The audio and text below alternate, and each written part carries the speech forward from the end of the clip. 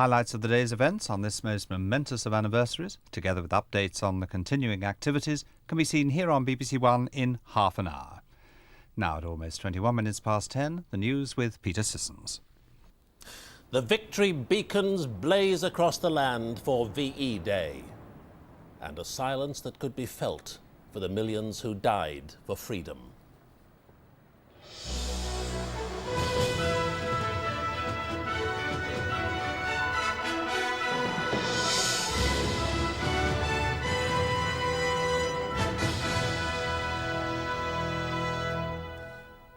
Good evening. Half a century after Europe emerged from war, the VE Day commemoration fell quiet for 2 minutes tonight to remember those who were never to know the peace. Across the nation, it was the climax to a day of memories, songs, tears and smiles. In London, echoes of 1945 at Buckingham Palace. In America, President Clinton promised war veterans there that America would stand up still to the forces of darkness. And in Paris, the old president and the new hosted the first of the ceremonies that took world leaders on to Berlin and Moscow.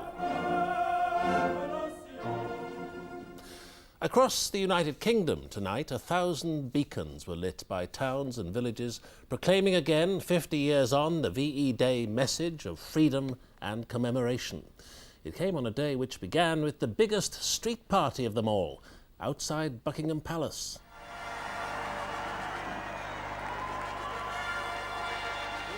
It was the moment that encapsulated the mood of these 3 days of commemoration.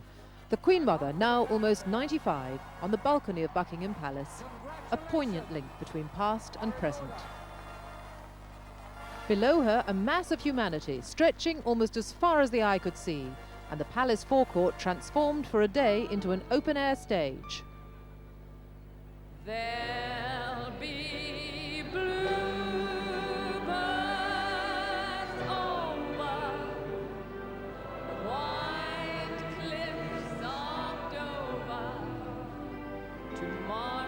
the sights and sounds, all so reminiscent of that day 50 years ago, seemed understandably to move her greatly.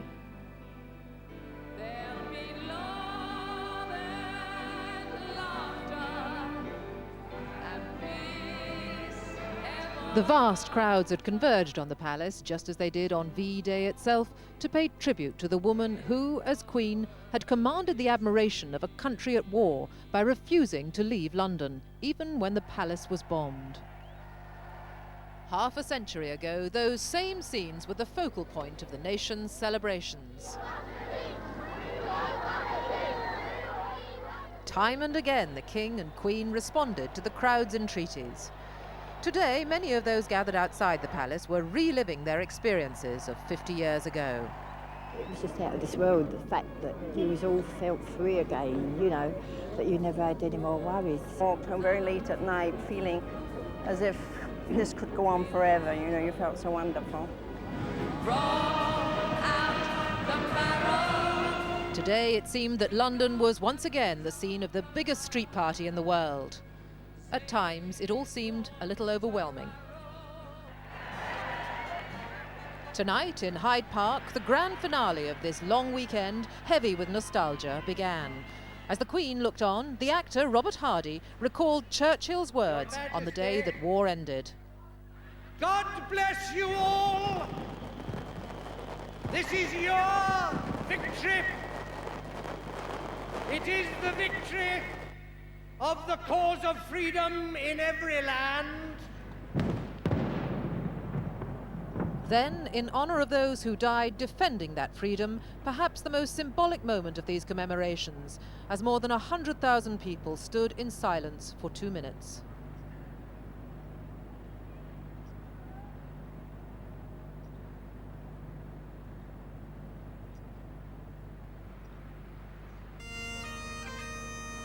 The Queen then lit the first of a chain of more than 1,000 beacons across the land.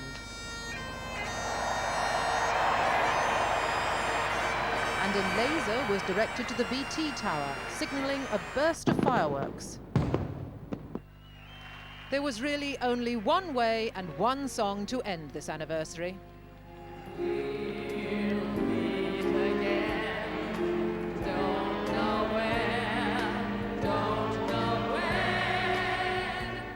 as it rang out over London, it captured the mood of reconciliation, hope and thanksgiving to which this had all been dedicated.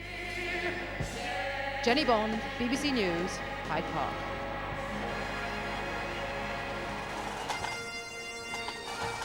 Carlton Hill above Edinburgh was the spectacular setting for the first beacon to be lit following the Queen in Hyde Park. It was the signal for others to follow throughout the country, including an unusual floating beacon off the coast of Northern Ireland. It had been a day to party, and the nation responded in style, with celebrations enjoyed by millions of people.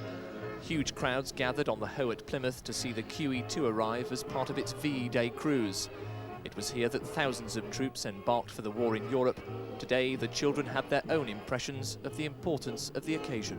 It's 50 years ago, beating the Germans and just being free. It's good that we're having VE Day on the Hill, because all the old people that are, won't be alive in 50 years' time. There was a special tribute for veterans in Scotland who were introduced to the Princess Royal and her husband at a reception following a VE Day church service. On days like this, there's never anything to better the traditional street party. And throughout the country, young and old took advantage of the fine weather to tackle the obligatory jelly and cakes, specially tailored for the occasion.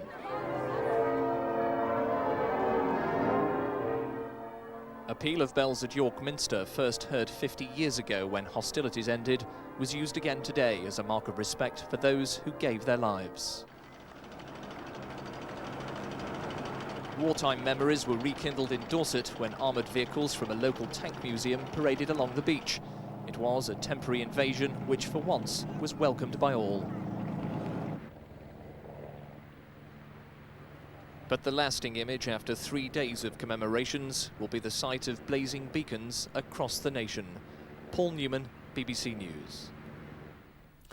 VE Day has been remembered by millions around the world, and not only in those countries which fought on the side of the Allies. William Horsley is in Berlin for the first of our reports on how the day has been marked in 4 capital cities. For the Germans, this anniversary has caused a painful examination of the nation's past, and it's brought conflicting emotions into the open, including remorse and some self-doubt. But it's also been a reaffirmation that Germany will go on making good use of the chance offered in defeat 50 years ago. The Germans had planned to mark this moment by themselves. It was François Mitterrand's idea for the post-war occupying powers to come as friends. President Roman Herzog spoke for Germany. The Germans now know perhaps more clearly than ever their people were responsible for the Holocaust. For the Germans, the surrender was 0 hour, and in the East, the Soviets ruled with a heavy hand. Only the end of the Cold War completed Germany's return to normality.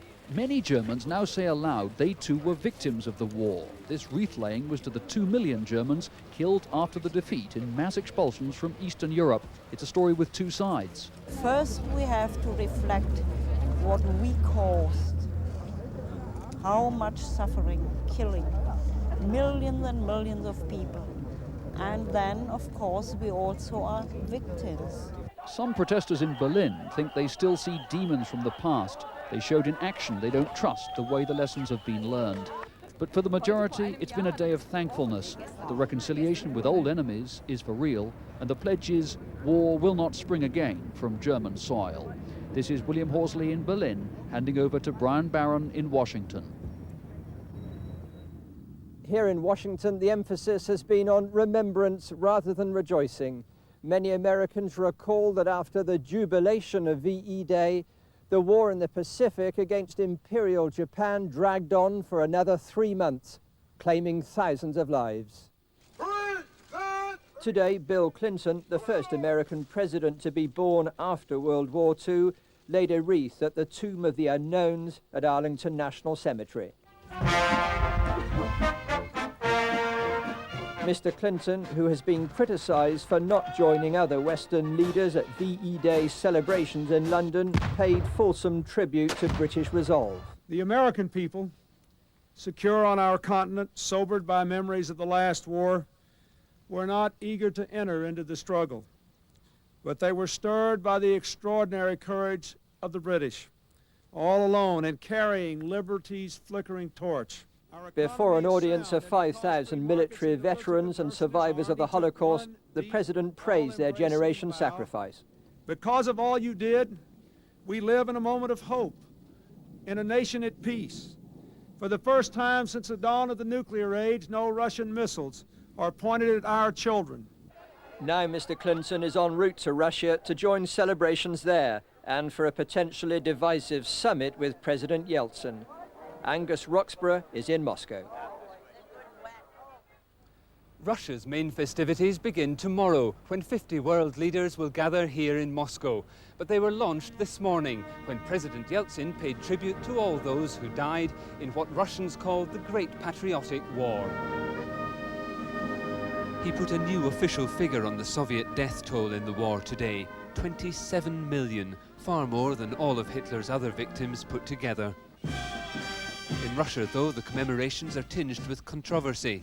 Many veterans say they're less than happy to have their victory marked by soldiers sunburned in the Chechen War, a war inside Russia. The victory they celebrated on Red Square in 1945 was quite different, they say. Under Stalin's command, they pushed the German invaders back from the very gates of Moscow and went on to seize Berlin. They must have felt a twinge of pride tonight as the old Soviet flag with the hammer and sickle made a brief guest appearance at a Kremlin gala. But Mr. Yeltsin made it clear this was no relapse into communist thinking. In a forthright speech, he mentioned Stalin only to condemn him for his purges and for sending Soviet prisoners of war to his own prison camps. Most veterans who've been rehearsing hard for tomorrow's parade will prefer to forget all these controversies. For them, it's a day of triumph, and special planes are on standby to disperse any clouds and make sure that no rain will dampen the occasion. Angus Roxburgh, BBC News, Moscow. In Paris this morning, more than 80 heads of state and government attended a VE Day parade around the Arc de Triomphe. The outgoing French President, François Mitterrand, was joined by the new President-elect Jacques Chirac for the ceremony. Our Foreign Affairs editor John Simpson is in Paris. The excitement and noise which followed the result of the vote last night has of course died away now. But the coincidence which meant that the presidential election came the day before VE Day has made this a memorable time for the people of Paris. A new era was opening, and even if the future under Jacques Chirac might be uncertain, his party workers went wild with delight when he arrived at his headquarters last night to claim his victory. It was literally raining champagne. Just about all night long, Chirac's supporters cheered and sang and crowded into the Place de la Concorde, or else they raced endlessly up and down the Champs-Élysées, celebrating the end of 14 years of a socialist president and the arrival in power of a conservative one. But by this morning, the Champs-Élysées had been cleaned up and blocked off, and the old president was making his last ceremonial progress up towards the Arc de Triomphe, accompanied by the incomparable mounted band of the Republican Guard, playing one of the perky marching tunes at which the French excel.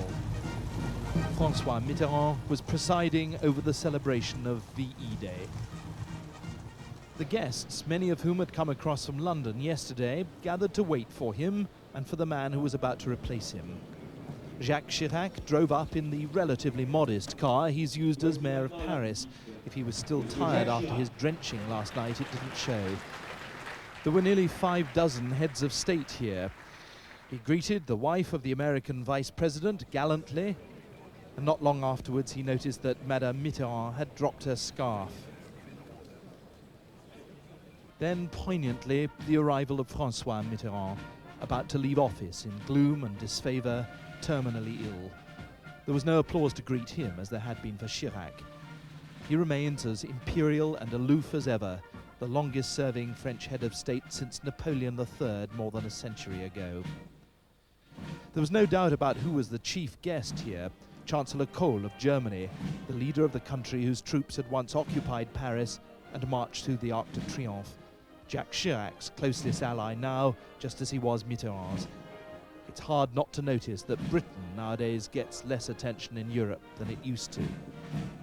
Well, I've enjoyed working with President Mitterrand. We've occasionally had our differences. They've always been dealt with great charm. But I think there are many ways in which Jacques Chirac and I will see Europe in the same way. Perhaps, though as the two presidents sat and chatted amiably enough, it seemed more likely that even though Chirac might be more nationalistic than Mitterrand, he'd try hard to keep France at the heart of Europe. That's been the basis of French political and economic strength for nearly 40 years. Once the ceremony was over, the distinguished guests were bussed out like any other tourists in Paris. The crowd, grown stroppy because they'd been penned up too far away for security reasons, booed and whistled as they passed. The party was definitely over. Jacques Chirac's period of grace as president seems likely to be over pretty quickly too, a lot less than the 3 months a new French president can usually count on. The unions warned today that they'd carry on with their campaign of strikes for higher wages, and because Chirac seemed to agree in the run-up to the election that low wages were a problem, they'll want to test his resolve. Peter? John, you seemed to be suggesting earlier that John Major might be mistaken in believing he has a new heavyweight ally against creeping federalism in Jacques Chirac. Is that really the case? Well, I think he's going to find a man in Chirac who will want, for instance, to make sure that the European Parliament doesn't have too many powers, which is going against, for instance, what the Germans wanted and what Mitterrand used to want. And I think Chirac will be very concerned to make sure that France still makes national decisions, that it isn't swept away too much in the general European decision-making process. Nevertheless, you see, it's really much too important to France, the European relationship. I think just simply to put it down to one side and say, we're not really interested in that kind of thing any longer. And I think in the long run, French national interest will win out, as it were, over the immediate national instincts of Chirac. And what is the immediate future for the Franco-German axis, which was such a feature of the Mitterrand years? Well, you've got to remember, Chirac isn't a newcomer to the scene. He was dealing with the Germans as Prime Minister of France back in the 70s, and he dealt with them very effectively and very closely during the 80s.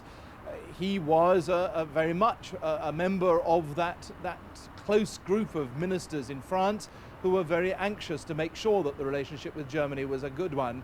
That's not going to go away either. It's too important to France to allow that to evaporate. John Simpson in Paris, thank you very much. Now the rest of the day's news. Will Carling has got his job back as England's rugby captain. He was reappointed this afternoon by the man who sacked him on Saturday, the Rugby Football Union president, Dennis Easby. Carling was dismissed after making derogatory comments about the men who run the game. Just a touch closer, gentlemen, please. It was the gesture that English rugby needed, but the captain's handshake with the president, staged for the cameras, matched the occasion at Marlow Rugby Club. Businesslike and without the warmth of a genuine reconciliation. The RFU's 4-paragraph statement confirming Carling's reappointment did at last recognise the paramount importance of England's forthcoming World Cup campaign, but the apologies contained in it were one-sided, as Carling sat side by side with Dennis Easby less than 2 hours after their meeting together at Twickenham.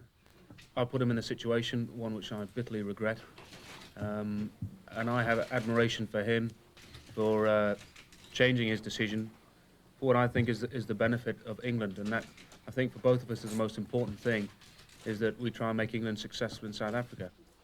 And from the President, no acknowledgement that his dismissal of Carling had been excessive, merely an obvious regret. I regret that it happened, I agree with that. I regret very much that it happened and that I had to take that action. I'm delighted it's over. And so, to the delight of the many fans present, Carling rejoined his colleagues for training as captain, yet heavily chastised, and the loser in this affair if the RFU's statement is to be believed. But another interpretation is that the Rugby Union's committee has been humiliated by this first impressive display of player power, so effective it seems with its statement of solidarity in support of Carling over the weekend. And as training ended, those already known for their outspoken views were hardly cowering in fear of the committee. What do you think would have happened if he hadn't been reinstated? Would have gone to the World Cup without a captain? No captain at all? No. You would have nominated a SOP for the RFU, would you? And no. What could they do? Bring him off the field? He would have still been captain, Yes. even though he was out there. Of course he would. And so, in the wider, more fundamental context, defenders of the English game's amateur principles will have recognised tonight a significant battle lost in their long-standing war against professionalism. Rob Bonnet, BBC News in Marlow, Buckinghamshire. The South African snooker player Peter Francisco has been banned from the game for 5 years following a disciplinary hearing in Manchester. The hearing took place following reports of irregular betting patterns in Francisco's World Championship match, which he lost against Jimmy White in Sheffield last month. The inquiry team said simply that the player had breached a disciplinary rule, and Francisco's lawyers claim he was cleared of any betting irregularities.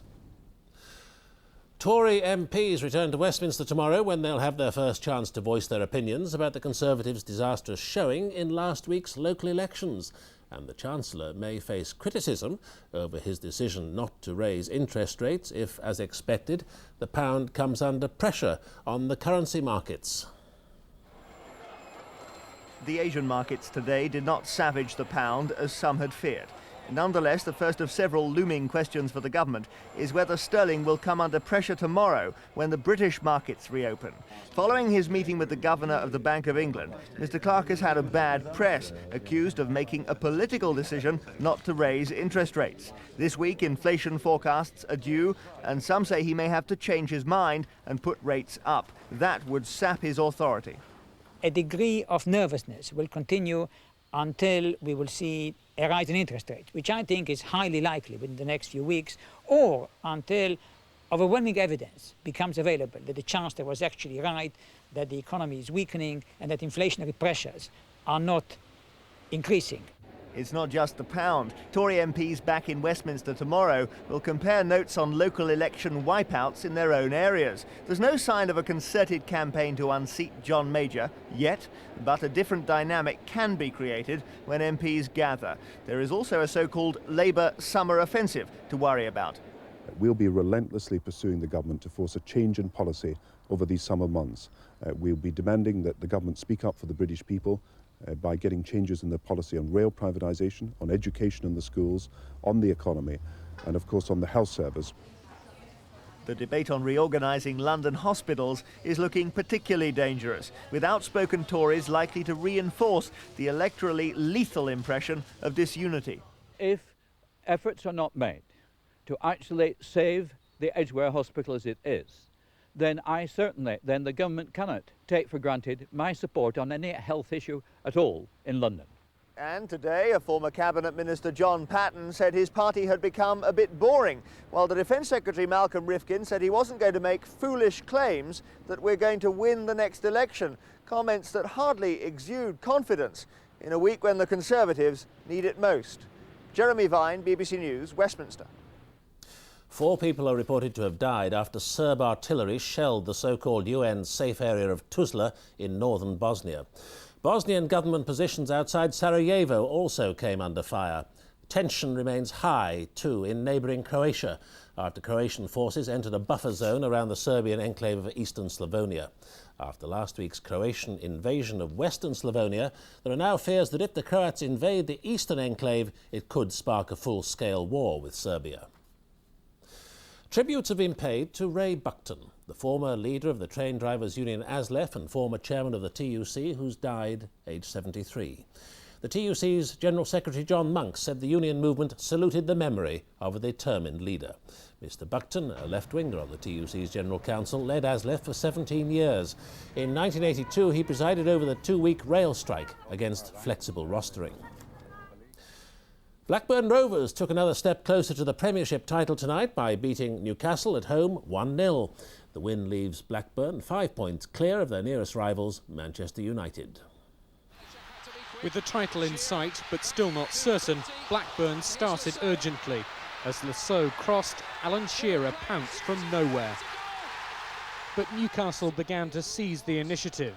Beardsley's scorching drive brilliantly saved by Tim Flowers. As Blackburn's character was tested, again and again Flowers bore the brunt of the Newcastle onslaught, saving from Fox, from Lee, and from a goalmouth scramble with Beresford. At the other end, the pressure was telling on the Blackburn strikers and on the fans, but Kenny Dalglish's team clung on to their lead. If Manchester United don't win on Wednesday, the title is Blackburn's. George Eakin, BBC News. And Blackburn now have just one more game to play against West Ham on Saturday. Their rivals Manchester United must now win both their remaining games to have a chance of retaining the title. Now back to today's main news, the culmination of the nation's commemoration of the 50th anniversary of victory in Europe. It's a commemoration shared by countries great and small, but few smaller or more courageous than the island of Malta, awarded the George Cross for standing firm in the war's darkest days. Matt Fry reports from Malta tonight.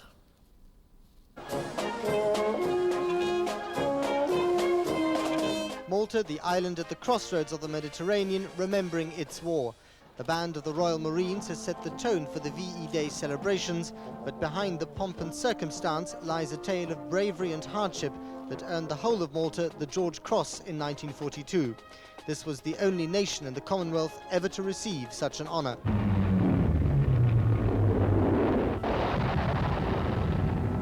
The honour was well deserved. During a relentless bombardment by the Luftwaffe that lasted 2 years, more bombs were dropped on Malta and its population of 150,000 than on London. The German blockade from sea and air ensured that the island, whose rocky terrain defies agriculture, was almost starved into submission. We had hardly any water to drink. The food situation was so bad that most of the population, if not 2/3 of the population, were down with scabies. Everybody was going,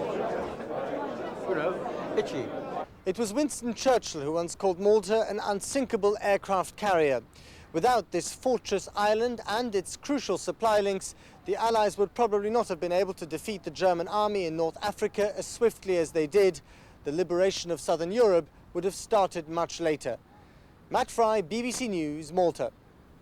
May your VE Day celebrations continue well into the night, but not before you've watched the highlights of this special day, which follows shortly on BBC One.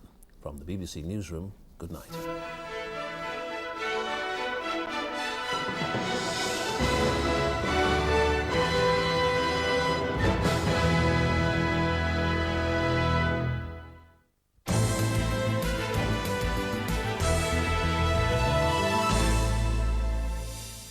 Good evening. In streets across the northwest, thousands of people have been joining in the region's VE Day tributes.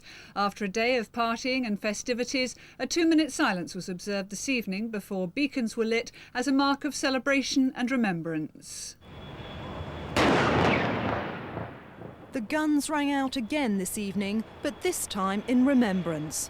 The warship HMS Beaver fired 6 salvos from its berth in the Alexandra dock in Liverpool as the VE celebrations drew to a close. In Lancaster and Salford, beacons forming part of a chain stretching around the country were set ablaze as the Queen was lighting a symbolic flame in London's Hyde Park. At 8:38 exactly, the northwest fell silent for 2 minutes. Earlier, street parties captured the community spirit and showed an eye for detail. For those who remembered the real thing, the memories came flooding back. When we heard that the war had finished, I think we used every ammunition we had with blood all up in the air. The mortars and everything. And the flares and everything went up. And then we got drunk. For some, the memories were romantic. American GI Frank Rocas fell in love as he served in the Northwest with the US Air Force. After meeting Mary, he never went back and made his home in the region. 50 years ago, they stood in Manchester's Albert Square looking forward to their wedding. Today, half a century later, with their marriage still going strong, they showed that love conquers all. Hundreds of jobs at Raytheon Jets at Broughton near Chester are to be saved. The American company, which brought the plant from British Aerospace, had initially planned to move all production to the United States. Although production of the Hawker executive jet will not be retained at Broughton, this decision by Raytheon's management does represent a significant shift in the plant's fortunes. It was feared closure would cause key skills to be lost to the area for good. The site is to become the company's main European service centre. At the moment, around 500 workers are employed by Raytheon at Broughton. In the run-up to closure, up to half that number were expected to be lost through natural wastage and transfers to the United States. The unions will now work to ensure that as many of the remainder as possible will be employed in the service centre. But given that only last month the company said a complete closure was their sole option, today's news represents a significant breakthrough. Roger Pinney, North West Tonight at Broughton. Sport, and in football, Blackburn Rovers took a vital step nearer the championship tonight. An Alan Shearer goal saw them beat Newcastle 1-0 at Ewood Park. That leaves the top of the Premier looking like this. Rovers are on top on 89 points with 1 game remaining. Manchester United trail them by 5 points with 2 games left. And that's all from the newsroom tonight. We'll be back with bulletins in Breakfast News and throughout the day. And of course, North West Tonight, it's its usual time, 6:30. Join us then. Good night. What a wonderful day of remembrance and celebration. And for a change, despite it being a bank holiday weekend, the weather didn't let us down either. On the south coast, temperatures still rose to around 20 degrees in West Sussex, but it is turning much cooler, particularly across the Scotland and also Northern Ireland. It's all due to the wind directions. The wind's coming down from the north around the eastern side of this high pressure, and there's going to be little change right throughout tonight and across into Tuesday as well. The wind's a little bit stronger down the eastern coast, but elsewhere fairly light, despite them being from the north. So it will turn progressively cooler during the next few days. On Tuesday, perhaps the warmest spot will be Bournemouth, around 16 degrees. And then on Wednesday, perhaps London, only around 14. And then Thursday, even cooler, with that cool air continuing to work its way down from the far north. Now in that cool air, just at the moment, we have some showers from Carlisle down to Skegness, 1 or 2 in Northern Ireland and the Western Isles as well, and around Aberdeen. But generally they'll die away during the night and it will become dry and clear in many areas. Despite that, temperatures should hold up around 6 or 7 degrees, perhaps just a little bit colder in the far south of Scotland and the north of England, with a touch of ground frost likely there. In the far north, we will see more in the way of persistent cloud and rain working its way in by dawn. So during Tuesday then, still in that run of northerly air, so turning cooler, the cloud still in the far north on the whole, although during the day it will turn cloudier across central southern England and also southwest England, with a little bit more in the way of cloud bubbling its way up. The cloud and rain though staying on the whole mainly to the north, just 1 or 2 light showers working their way further south. On Wednesday, still in a flow of northerly air, so still quite a few showers to come. Central areas starting off cloudy and quite wet, and those showers continuing to work their way southwards during the day. On Thursday, still those northerly winds around the edge of the high pressure, so too on Friday, so becoming progressively cooler, some wintry showers quite likely in the far north during the end of this week, and showers too further to the south, although of rain here. That's it from me. Have a very peaceful night. Bye-bye. Here's the news about Tuesday on BBC One. At 7, try a taster of a brand new show about food, The Good Food Show, with food facts and top tips. Then at 7:15, we're early to Albert Square, where the coach is talking tough. It's not a matter of life and death. Football's more important than that. At 7:45, it's downhill all the way for a new arrival. Yeah. Everything's changing. He's Mountie Benton Fraser, and he's headed due south. Then at 9:30, part 2 of What Did You Do in the War, Auntie? And the birth of the war correspondent. Hello, BBC. This is Godfrey Talbot. That's the story for Tuesday on BBC One.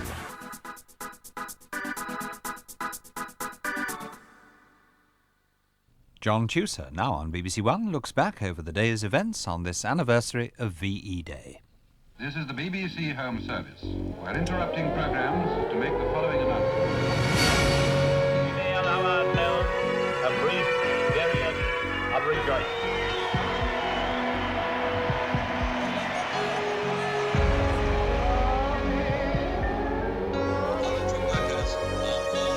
But just arriving.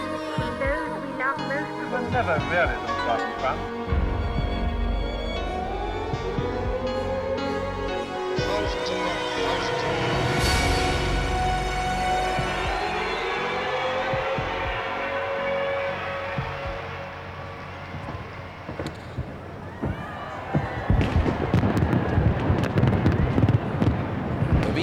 celebration, the anniversary of anniversaries, could end in one way only, with a bang of fireworks. They finished about half an hour ago. A huge crowd crammed Hyde Park to bring this extraordinary weekend to a close.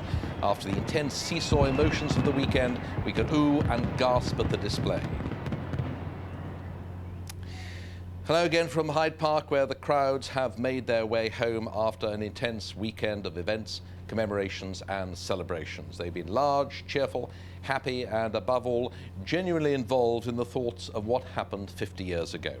Nowhere more than in the Channel Islands, the only part of the United Kingdom to suffer Nazi occupation, the only part to have its liberation delayed by a day. So let's join Juliet Morris in Guernsey.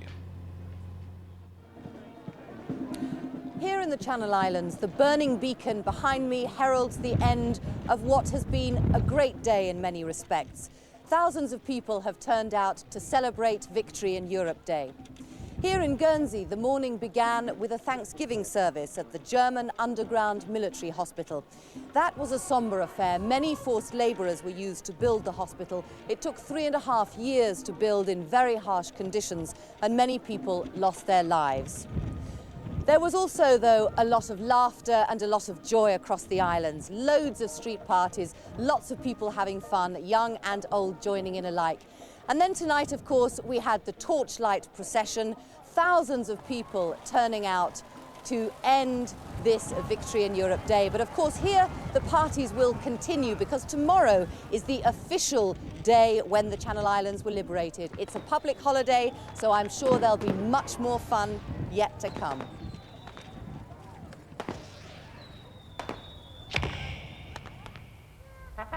The end of the 2-minute silence to one of those lost in the war was followed by the lighting of the beacon. As a boy, Dennis Georges had watched his city burn from here on Portsdown Hill. 50 years on, he returned to light flames with a very different meaning. Hundreds of people had made their way up the hill to see the event. It's been a tremendous weekend of celebrations. And by the way, the parties continue down there in the streets of Portsmouth, and bonfires have been springing up around the city, almost in reply to the beacon that lights up the night sky here. This particular message of peace will burn out sometime during the night, but let's hope that its significance continues to burn in the minds of every generation that follows. The dying embers of Edinburgh's beacon. And that's the view from atop our vantage point on Carlton Hill, high above the capital city. And as you can see, it's bathed in twilight now as the sun just goes down above the capital. Well, it's been a day of some rejoicing and reflection here. Hundreds turned out to see the Lord Provost light our beacon, and that started a chain of events across Scotland, from Girvan in the southwest coast to Aberdeen in the northeast to Hawick in the borders. And we could clearly see 23 miles away the beacon atop North Berwick Law across the Firth of Forth. We commemorate the end of the war in Europe 50 years ago tonight. It's been an evening of rejoicing and reflection in Scotland.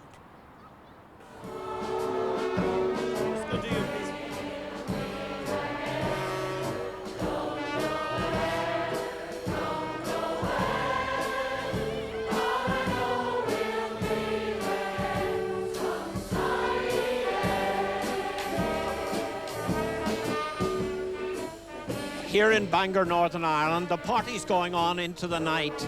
Speaking personally, my cardiologist might think I'd be better off in a hot bath with a hot whiskey, but I'm celebrating on with grim determination.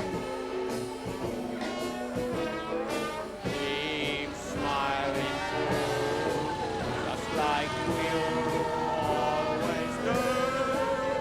And we'll try to dark clouds far away. Boom, ba-doom, ba-doom, ba-doom.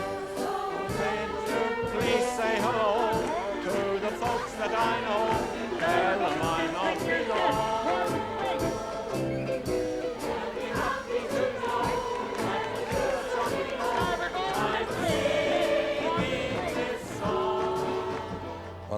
One of the great Ulstermen, and he can sing in tune as well.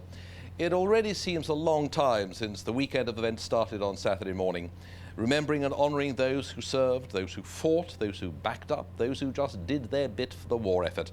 That was where the weekend started.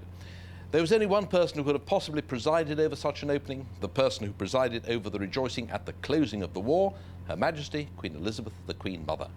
But while the weekend always looked back with pride and honour, it carefully looked forward with hope as well to a better, peaceful world, and the lighting of the flame in the globe of peace, the flames brought down from the 3 national capitals, was part of the essential symbolism of the weekend, representing a new hope. It gives me very great pleasure to inaugurate the 50th anniversary of VE Day.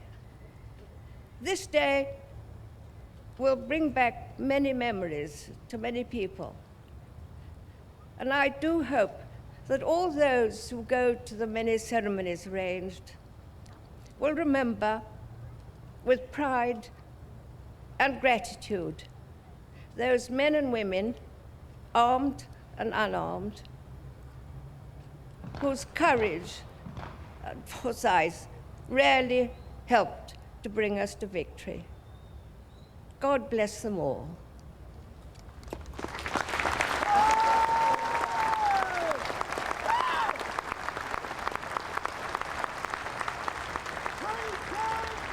For Her Majesty, Queen Elizabeth, the Queen Mother!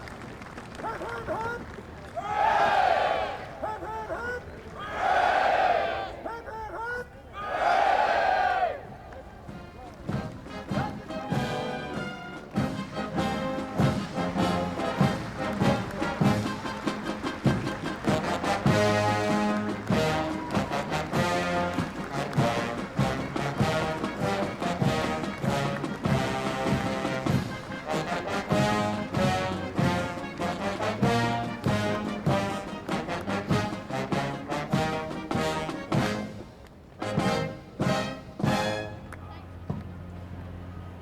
And at the end, special words from the Queen Mother for holders of the George Cross and the Victoria Cross, those special awards for valour. Now, even on such a blisteringly hot day as Saturday was, people were reluctant to leave. The park had to be cleared before those lucky enough to have tickets for the Royal British Legion's VE Day celebration concert in the evening could be let in. Now, we being here the whole time, we'd been lucky enough to witness the rehearsals, and like all rehearsals, we could only assume that it would be all right on the night. Well, the crowd streamed in, up to 100,000, a glorious sight, and they got what they'd come for.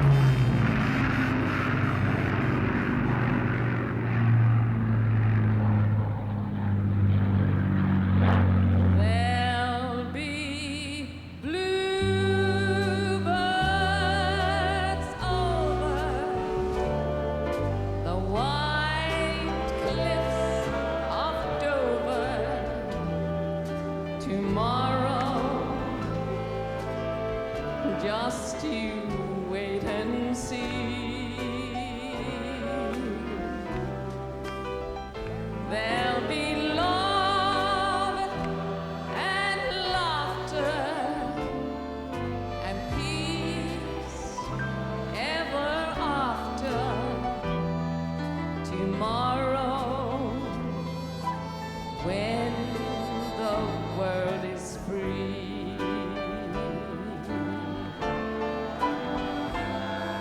The shepherd will tend his sheep. The valley will bloom again, and Jimmy will go to sleep in his own little room again. There'll be the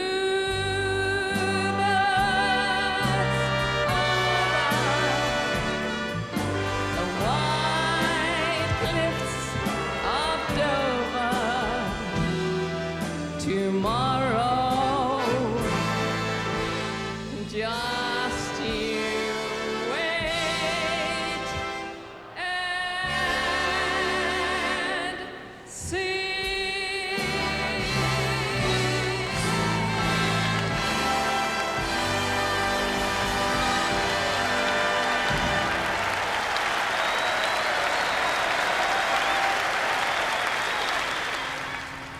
Well, on Sunday, the tone and mood changed. This was the day of the heads of state, leaders and high-ranking representatives of Britain's wartime allies, of those who we fought against, of those whose states didn't exist at the time, but who were engaged in conflict as part of the empires who were fighting one another, the British Empire, the Soviet Union, Germany, and so on. Now, attending a great service of thanksgiving and reconciliation was one thing. The afternoon event was much more tricky. In Hyde Park, the national leaders from the Queen onwards took something of a risk by participating in a specially created ceremonial that was artless, simple, innocent, and in the best sense, childlike. Put simply, they allowed themselves to be led by children to do something that worldly wise politicians would never do, publicly pledging themselves to work for peace. But Sunday began in a very different mood at St. Paul's Cathedral.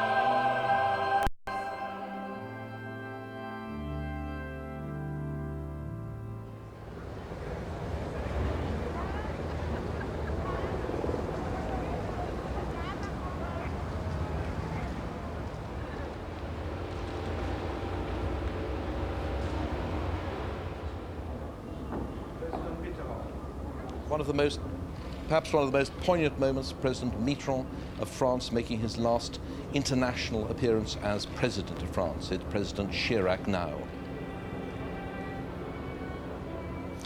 And in the afternoon, that childlike ceremonial in which they'd all agreed to take part.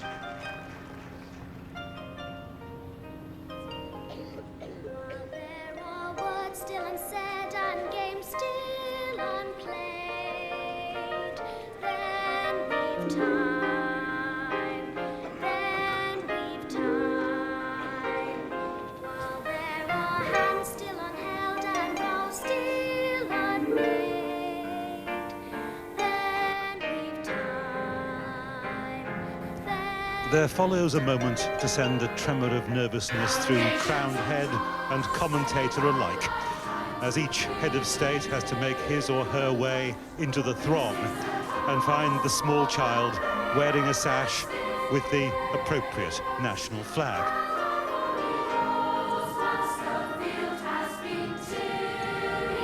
And warm greetings for these children from Enfield.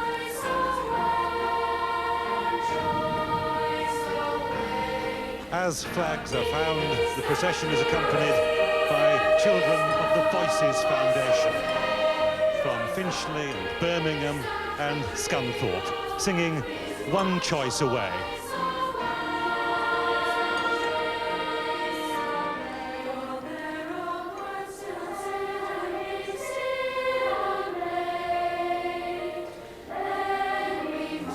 Her Majesty making her way towards this globe that's decked out in 200,000 and more flowers.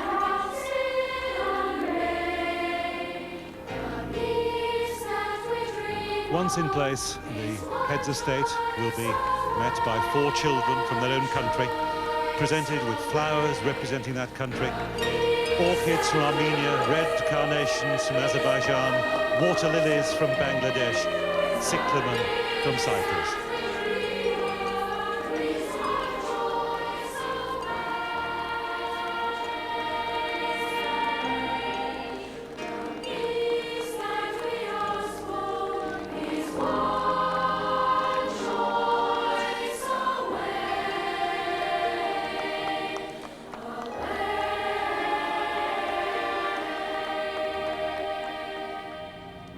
And this morning it was National Family Day.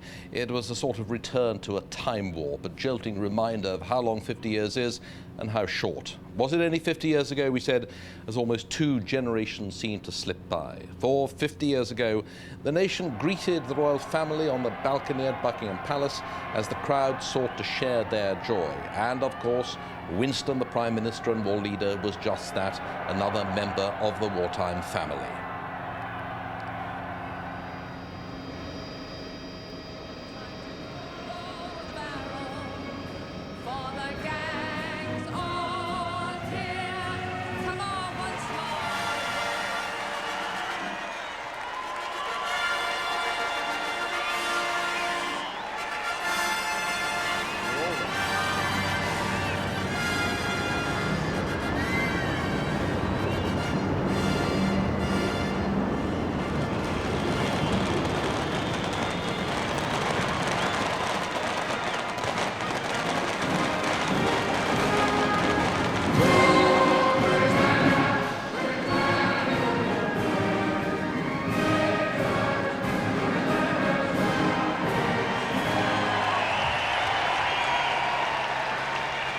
And those huge crowds outside Buckingham Palace and the Mall then moved on to Hyde Park. They closed the gates this afternoon, then they had to clear the crowds out, and another huge crowd appeared this evening for important part of the celebrations led by the actor Robert Hardy.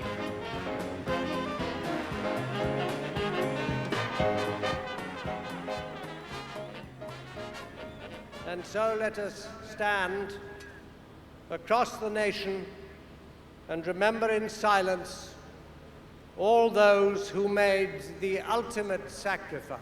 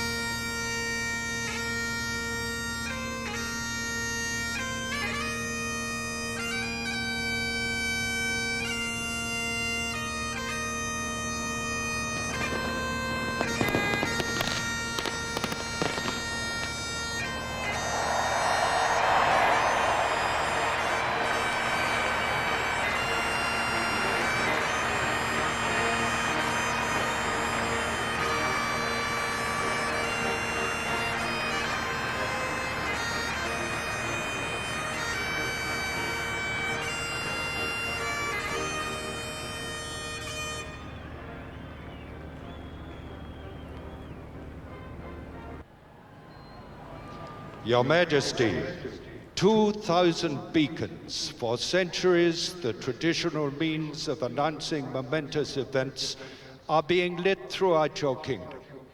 Carlton Hill, high above Edinburgh, where the Lord Provost, the Right Honourable the Norman Irons, has just signalled the beginning of the celebrations. Crowds are gathered there, as they are in towns and villages all over Great Britain, to celebrate the same message that caused unparalleled rejoicing 50 years ago tonight, the message of peace.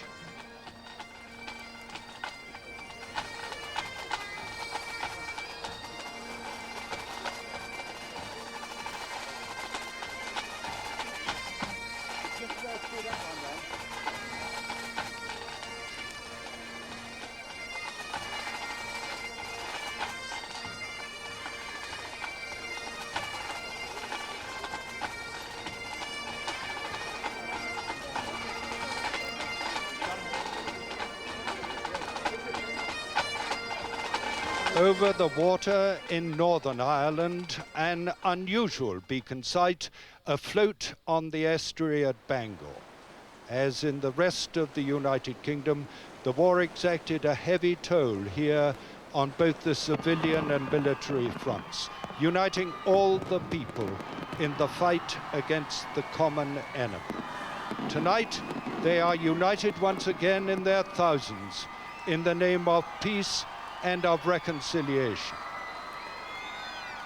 And finally, Wales, where on the Brecon beacons over the past 2 days, 40 young people recruited locally from the Army Cadet Force, the Air Training Squadron and Sea Cadets have been working towards this moment. Permission to light the beacon, ma'am. Light beacon! Guard of honor! About turn!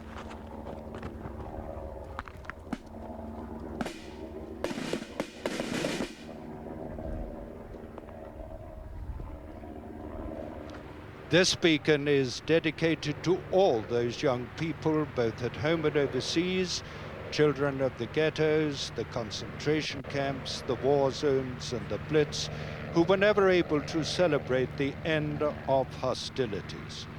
And to those who, although they survived, were touched by the dark shadow of conflict and whose lives would never be the same again. We also look forward with hope and a commitment charged with the responsibility for the future and the prospect of a better, more peaceful world. Sir Ian Vallance, Chairman of BT, will invite Your Majesty to switch on the laser, which will take the signal to the BT Tower and thence around the nation.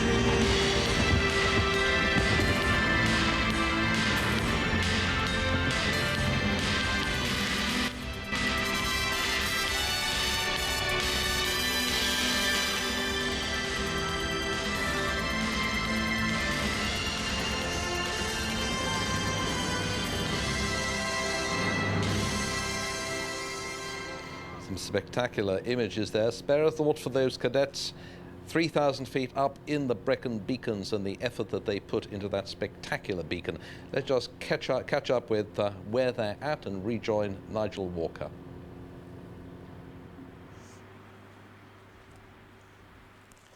Well, over the past 2 days, here on the summit and down below on the slopes of Pen y Fan, it has been a hive of activity where a group of young people have spent their weekend building a beacon to youth.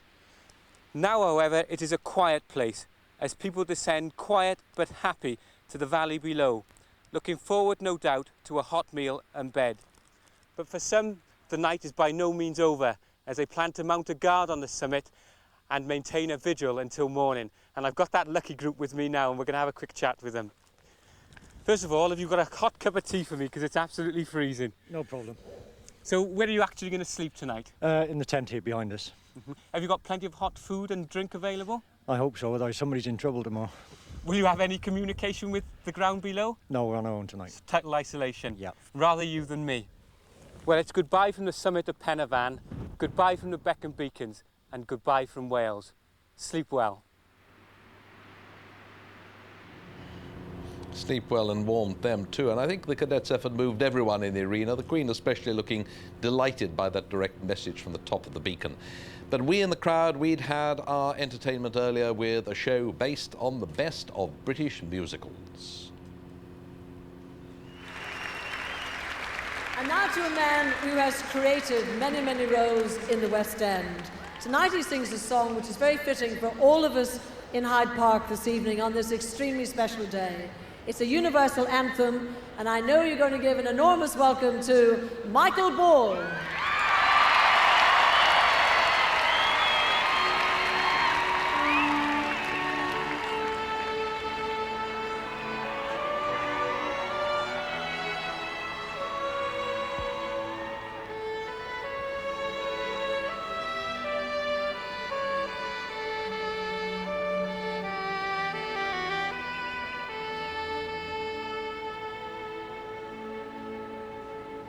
No man, no madness, though their sad power may prevail, can possess, conquer my country's heart.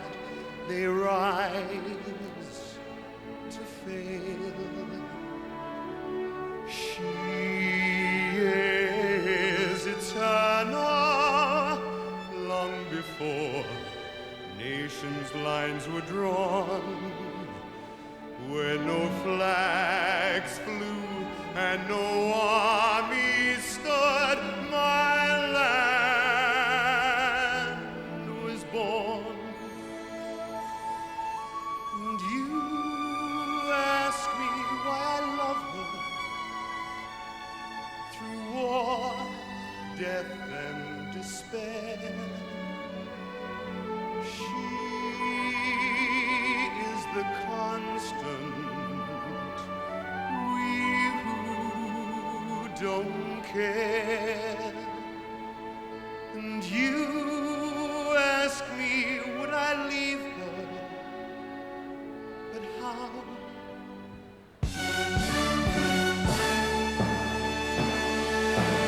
I cross over borders, but I'm still there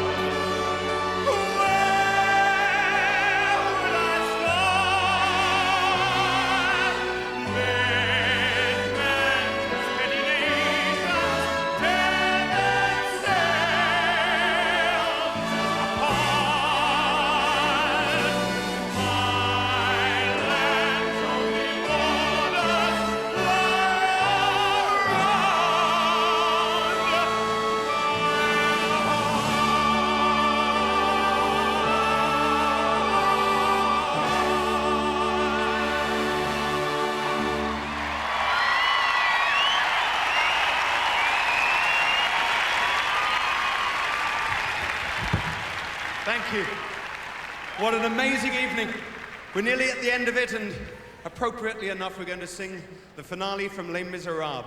The rest of the company, One Day More.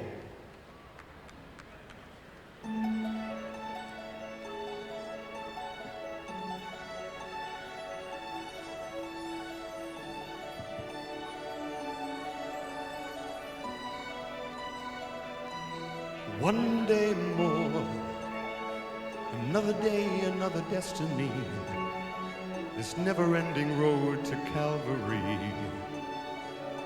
These men who seem to know my crime will surely come a second time, one day more.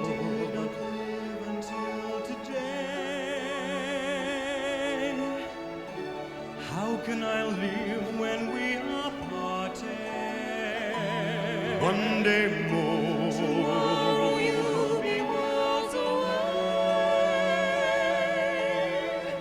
and yet with you my world has started.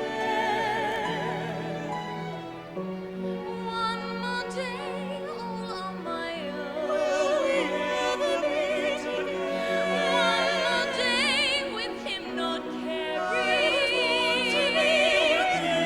What a life I might have known. I swear I will be true. But he never saw me there.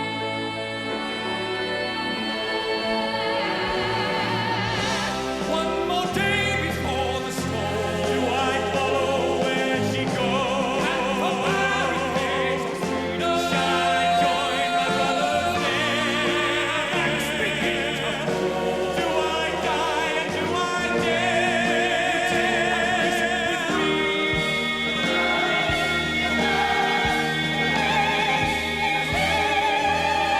One day more, we will nip it in the bud. I will join these little schoolboys. They will soil themselves with mud. Touch them as they fall. Never know your luck when there's a free for all.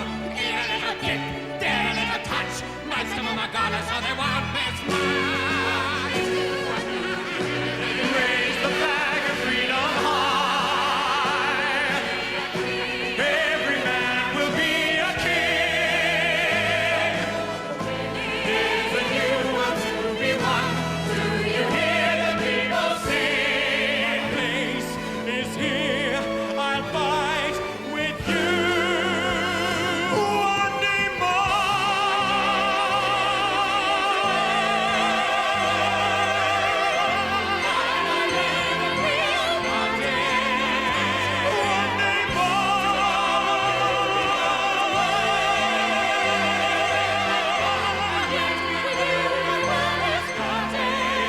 Tomorrow is the judgment day. Tomorrow we'll discover what our God in heaven has in store.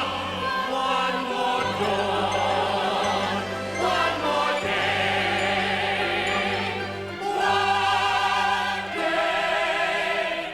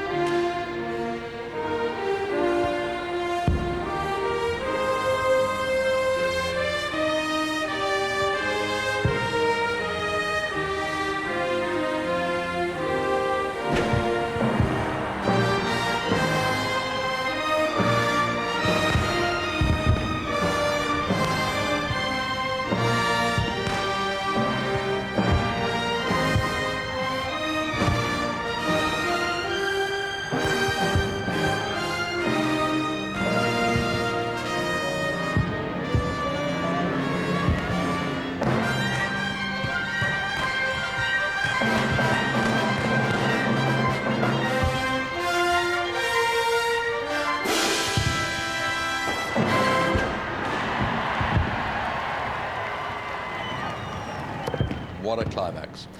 So there we are, the anniversary has been honoured, the memories recalled, gathered and cherished, the gratitude expressed, the achievements acknowledged, regrets at what we might have done better openly admitted. Was it the prelude to perfect peace? Of course not. Was it better than the alternative against which we fought? Yes. Was it worth doing? By all means. From the VE Day anniversary, good night and goodbye.